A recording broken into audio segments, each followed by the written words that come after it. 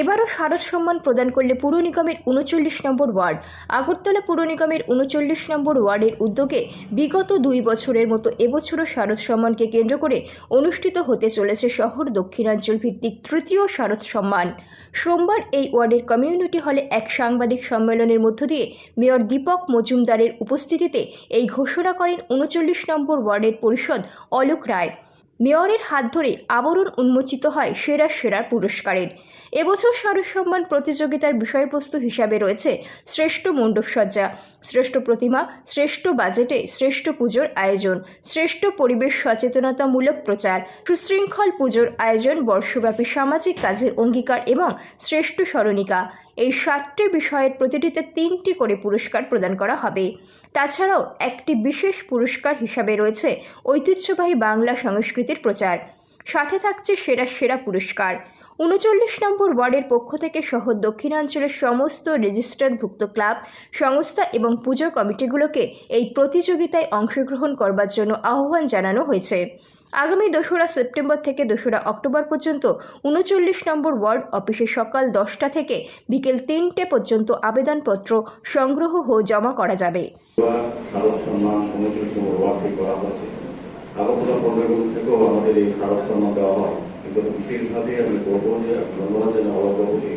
উনি বিগত 2 বছর খুব সুন্দর ভালোভাবে শারদ সম্মান অনুষ্ঠান করেছেন।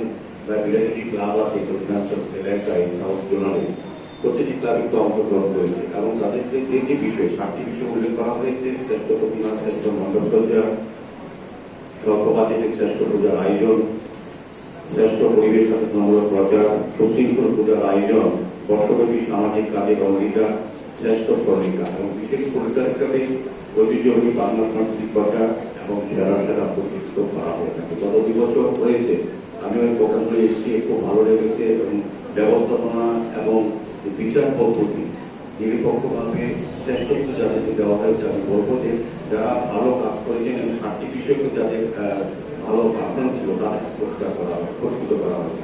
তো আগামী তৃতীয় যে শারদ সম্মান এই ওয়ার্ডের পক্ষ থেকে করা হচ্ছে, আমার আশা থাকবে সমস্ত ক্লাবগুলি এলাকায় তারা অংশগ্রহণ করবেন এবং সুশৃঙ্খল সুন্দরভাবে গত 2 বছর যেভাবে অনুষ্ঠান করা হয়েছে এবং এই এলাকার শান্তি শৃঙ্খলা রক্ষায় ক্লাবগুলি যে ভূমিকা গ্রহণ করেছে, কারণ হাজার লক্ষ পুণ্যার্থী দর্শনার্থী আসেন বিভিন্ন জায়গা থেকে এই পুজো দেখার জন্য, কাজে ক্লাবগুলিরও দায়িত্ব থাকবে। আর যেহেতু এখানে অল্প বলার চেষ্টা করেছেন, আমাদের রাজ্যে এই কয়েকদিন আগে ভয়াবহ বন্যা যেটা হয়েছে, এটা একটা রেকর্ড বলবো।